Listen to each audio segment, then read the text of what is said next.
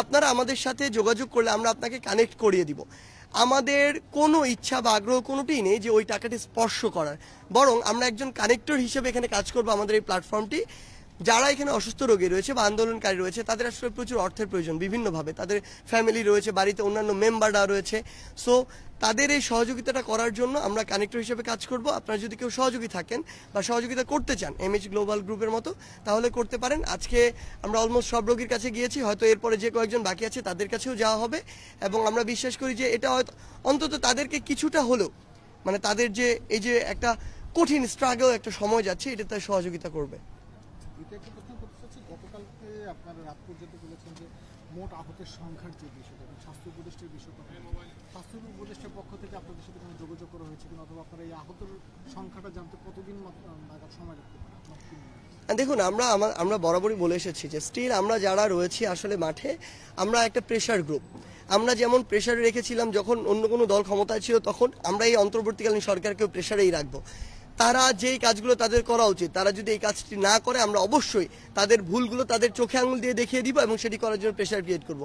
আপনি বলেছেন যে যোগাযোগ করেছে কিনা, না, অফিসিয়ালি এখন পর্যন্ত আমাদের সাথে কোনো যোগাযোগ হয়নি। আমরা আসলে তাদের দেখতে চাই যে তারা কত দ্রুত এই কাজগুলো করতে পারছে। তো আমরা আসলে তাদের অপেক্ষা আছি, রেসপন্সটির অপেক্ষা। না হলে আলটিমেটলি আমাদের জায়গা থেকে এটুকু বলি যে তাদের প্রতি যে একটি আস্থার জায়গা মানুষের শুরু হয়েছে বা তৈরি হয়েছে, এই আস্থার জায়গাটা কিন্তু থাকবে না। এই জায়গা থেকে, তাদের দায়বদ্ধতার জায়গা থেকে যতটুকু কাজ করা উচিত, যত দ্রুত করা উচিত, এটি তাদের করা উচিত। আর আহতদের যে লিস্ট বলছেন, এই লিস্টটি অফিসিয়ালি এখনও আমরা পাইনি। আমরা আমাদের জায়গা থেকে প্রত্যাশা করি যে অন্তর্বর্তীকালীন সরকারের স্বাস্থ্য অধিদপ্তর হোক বা স্বাস্থ্য যে মন্ত্রণালয় রয়েছে সেটি হোক, এই পক্ষ থেকে, রাষ্ট্রের পক্ষ থেকে তারা একটি অফিসিয়াল লিস্ট প্রকাশ করবে। তাহলে ইভেন যদি কেউ বাদও যায় বা কেউ হসপিটাল থেকে বাড়িতে ফিরে গিয়েছে, তাদের তো এই সুস্থ হওয়াটা দীর্ঘমেয়াদী প্রসেস। সো আলটিমেটলি কেউ বাদ গেলে সেগুলো ওখানে আবার ইনক্লুড হবে। তো আমরা বিশ্বাস করি যে এটা দ্রুততম সময়ের মধ্যে, পসিবল হলে আজকের মধ্যে এটি প্রকাশ করা উচিত। ঠিক আছে, ওনার একটা কি আহ্বান জানাবেন? আপনারা তো এমএস গ্রুপ তো এগিয়ে আসলেন, আরো অন্যান্য আপনারা কেন এগিয়ে আসেন প্রথমে এই বিষয়ে? আসলে দেখেন, এই যে আন্দোলনটা করেছে আমাদের সূর্য সন্তানেরা রাজপথ থেকে, যারা এই আন্দোলন করে আমাদের বাংলার আকাশে আজকে এই একটা দিগন্ত সূচনা করেছে। আমি মনে করি এই আন্দোলনে যারা ইন্তেকাল করেছে, যারা আহত হয়েছে, যারা এখন আমরা দেখেছি হাসপাতালে বসে তারা আজকে মৃত্যুর সাথে পাঞ্জা লড়ছে, এদের সাথে আমরা মনে করি দাঁড়ানো আমাদের নৈতিক দায়িত্ব।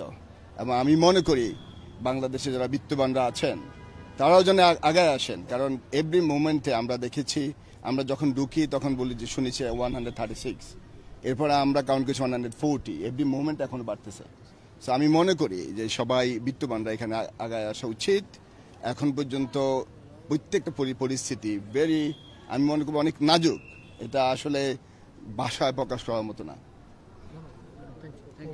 Thank you. আমরা এই টিম নিয়ে জাস্ট এক মিনিট একটু কথা বলতে চাই। ওনার টিমের কে কে আছেন? আমরা ওনাদের নিয়ে এক মিনিট একটু আপনার সাথে কথা বলছি। আপনার টিমের কে কে আছে? সবাই আছে আমাদের টিমে, যারা যারা আছে। হ্যাঁ, দাঁড়া ছবি নেই, ছবি এরকম কি